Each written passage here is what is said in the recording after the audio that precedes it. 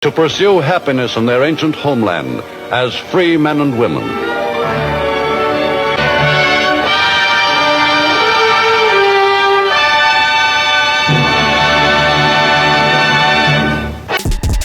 Israel is not asking the world for fantasy. Israel is asking to be understood in truth. This is not a game. This has happened before. Passover, Jerusalem. Fact or fiction? Tack. Paris, 1900. More than 50 million people from around the world visited the Universal Exposition, a World's Fair intended to promote greater understanding and tolerance among nations, and to celebrate the new century, new inventions, exciting progress. The 20th century began much like our own, with hope that education, science, and technology could create a better, more peaceful world. What followed soon after were two devastating wars. Deutschland ist nun erwacht. Die Macht haben wir nun in Deutschland gewonnen. Nun gilt es, das deutsche Volk zu gewinnen. All civil servants, including teachers and police, members of parliament and the judiciary, swore an oath of loyalty, not to any constitution, but to Hitler as Führer of the German nation.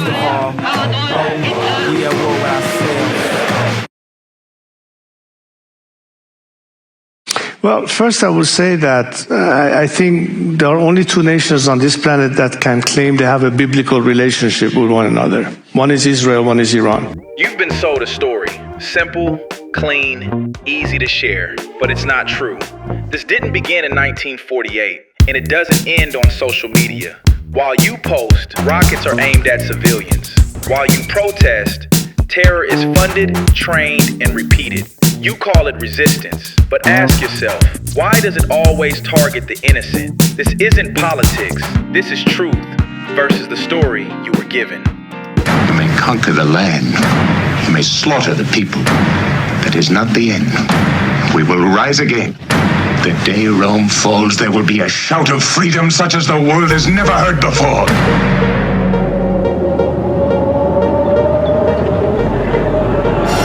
Urgent reports coming in from Jerusalem. Did you see this deepfake?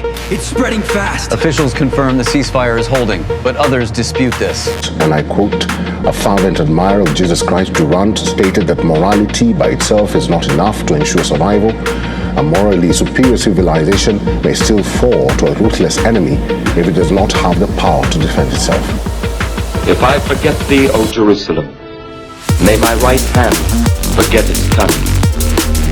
If I do not remember thee, let my tongue cleave to the roof of my mouth. If I prefer not Jerusalem to my chief joy.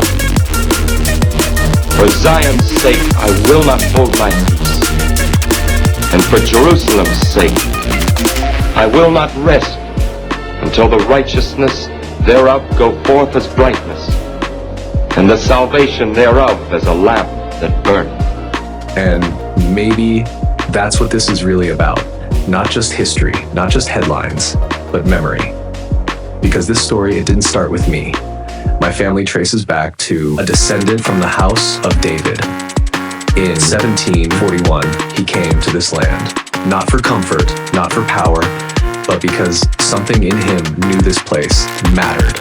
Through storms, through exile, through generations, that thread never broke. And now somehow I'm here. City of Jerusalem. Not as a historian, not as a politician, just trying to understand what this story really is. Because if this land still carries memory, then maybe this isn't just happening again. Maybe it was never finished.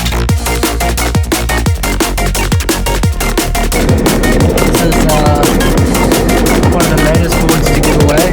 Super sick. Alright, got our boys on patrol?